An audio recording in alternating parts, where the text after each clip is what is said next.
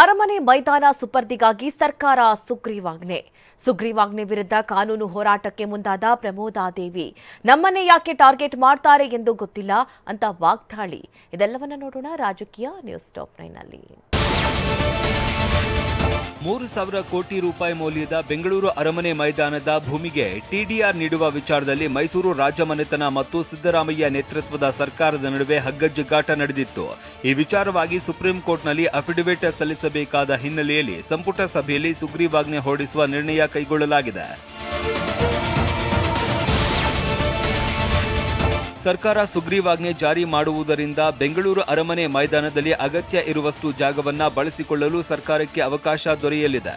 ಅಲ್ಲದೆ ಉದ್ದೇಶಿತ ರಸ್ತೆ ಅಗಲೀಕರಣ ಪ್ರಸ್ತಾವನೆ ಕೈಬಿಡುವುದಕ್ಕೆ ರಾಜ್ಯ ಸರ್ಕಾರಕ್ಕೆ ಅಧಿಕಾರ ದೊರೆಯಲಿದೆ. ಆ ಮೂಲಕ ಸುಪ್ರೀಂ ಕೋರ್ಟ್ ತೀರ್ಪಿನಂತೆ 3,014 ಕೋಟಿ ರೂಪಾಯಿ ಟಿಡಿಆರ್ ಕಟ್ಟಬೇಕಾದ ಬೀಸೋ ದೊಣ್ಣೆಯಿಂದ ರಾಜ್ಯ ಸರ್ಕಾರ ತಪ್ಪಿಸಿಕೊಂಡಂತಾಗಿದೆ.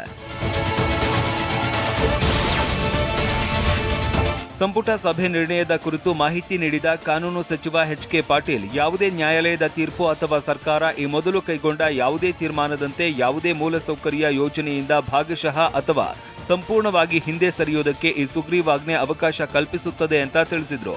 ಬೆಂಗಳೂರು ಅರಮನೆ ರಸ್ತೆ ಅಗಲೀಕರಣ ಯೋಜನೆ ವಿಚಾರವಾಗಿ ಟಿಡಿಆರ್ ವಿಸ್ತರಣೆಗೆ ಸಂಪುಟ ನಿರಾಕರಿಸಿದೆ.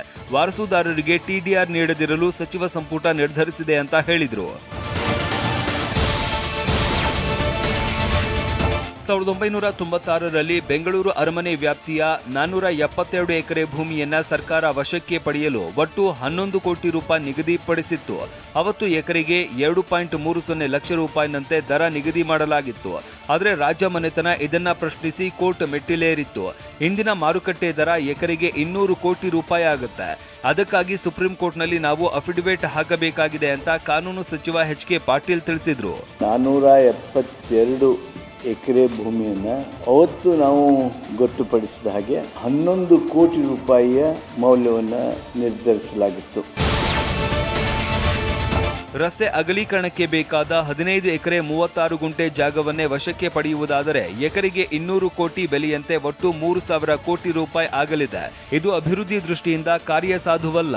ರಾಜ್ಯ ಸರ್ಕಾರ ಅರಮನೆಯ ಭೂಮಿಯನ್ನ ವಶಕ್ಕೆ ಪಡೆಯುವುದಾದರೆ ಟಿಡಿಆರ್ ಕೊಡೋದಕ್ಕೆ ಸಾಧ್ಯವಿಲ್ಲ. ಹಾಗಾಗಿ ಸುಗ್ರೀವಾಜ್ಞೆ ಮೂಲಕ ಜಾಗವನ್ನ ವಶಕ್ಕೆ ಪಡೆಯುವ ಮುಕ್ತ ಅವಕಾಶ ಸರ್ಕಾರ ಇಟ್ಟುಕೊಂಡಿದೆ.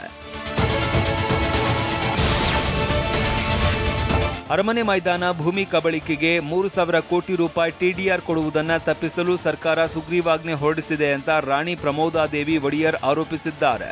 ಬೆಂಗಳೂರು ಅರಮನೆ ಜಾಗ ನಮ್ಮದೇ, ಸುಗ್ರೀವಾಜ್ಞೆ ವಿರುದ್ಧ ಕಾನೂನು ಹೋರಾಟ ಮಾಡ್ತೀವಿ ಎಂದಿದ್ದಾರೆ.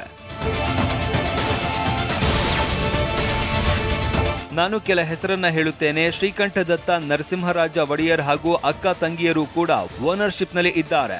ಇನ್ನು ಅನೇಕರ ಹೆಸರಿದೆ. ರಸ್ತೆಗೆ ಹೋಗಿರುವ ಆಸ್ತಿ ಕೂಡ ನಮ್ಮದೇ ಆಗಿದೆ. 15 ಎಕರೆ 36 ಗುಂಟೆ ಬಳಸಿದ್ದಾರೆ. ಟಿಡಿಆರ್ ಕೊಡಬಾರದು ಅಂತ ಈ ರೀತಿ ಮಾಡಿದ್ದಾರೆ ಅಂತ ಸರ್ಕಾರದ ವಿರುದ್ಧ ರಾಣಿ ಪ್ರಮೋದಾದೇವಿ ಒಡೆಯರ್ ಆರೋಪಿಸಿದ್ದಾರೆ.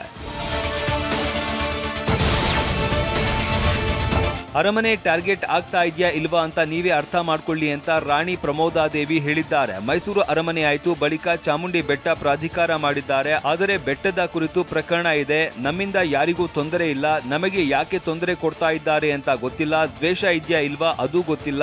ನಮ್ಮನ್ನೇ ಯಾಕೆ ಟಾರ್ಗೆಟ್ ಮಾಡ್ತಾರೆ ಅಂತ ಗೊತ್ತಿಲ್ಲ ಅಂತ ಬೇಸರ ವ್ಯಕ್ತಪಡಿಸಿದ್ದಾರೆ. ನಮ್ಗೆ ಯಾರ ಮೇಲೂ ಆ ಥರ ಏನಿಲ್ಲ. ನಮ್ಮನ್ನು ಟಾರ್ಗೆಟ್ ಮಾಡ್ತಿದ್ದಾರೆ ಅಂದರೆ ಇರ್ಬೋದು, ಯಾಕೆ ಈಗಲ್ಲ, ಸುಮಾರು ವರ್ಷದಿಂದನೇ ನಡೀತಾನೆ ಇದೆ. ಇದು ಇವತ್ತು ನೆನ್ನೆದಲ್ಲ. ಯಾತಕ್ಕೆ ಕಾರಣ ಇದು ಅಂತೆಲ್ಲ ಒಬ್ಬರಲ್ಲ ಇಬ್ಬರಲ್ಲ ಒಂದೊಂದು ಸತಿ ಏನಕ್ಕೆ ಅಂತ ನಮ್ಮ ಕಾರಣ ಗೊತ್ತಾದರೆ ನಾವು ಕ್ಲಾರಿಫಿಕೇಷನ್ ಕೊಡ್ಬೋದು. ನಮ್ಮ ಕಾರಣ ಗೊತ್ತಿಲ್ಲ, ಹಿಂಗೆ ಏಕ್ದಮ್ ಈ ಥರ ಒಂದೊಂದು ಆರ್ಡ್ರ್ ಬರುತ್ತೆ. ಅದಕ್ಕೆ ನಾವು ನಮ್ಮನ್ನು ಡಿಪೆಂಡ್ ಮಾಡ್ಕೊಳಕ್ಕೆ ನಾವೇನು ಮಾಡಬೇಕು, ಆ ಕಾನೂನಲ್ಲಿ ನಾವು ಅದನ್ನು ಮಾಡಬೇಕು. ಕಳೆದ 30 ವರ್ಷಗಳಿಂದಲೂ ಕಾನೂನು ಸಮರ ಮಾಡಿದ್ದೇವೆ, ಮುಂದೇನೂ ಹೋರಾಟ ಮಾಡುತ್ತೇವೆ. ಅವರು ಕಲ್ಲು ಎಸೆದರೆ ನಾವು ಡಿಫೆಂಡ್ ಮಾಡಿಕೊಳ್ಳಬೇಕು, ಅದನ್ನ ಮಾಡಿಕೊಳ್ಳುತ್ತೇವೆ ಅಂತ ರಾಣಿ ಪ್ರಮೋದಾದೇವಿ ಒಡೆಯರ್ ಹೇಳಿದ್ದಾರೆ.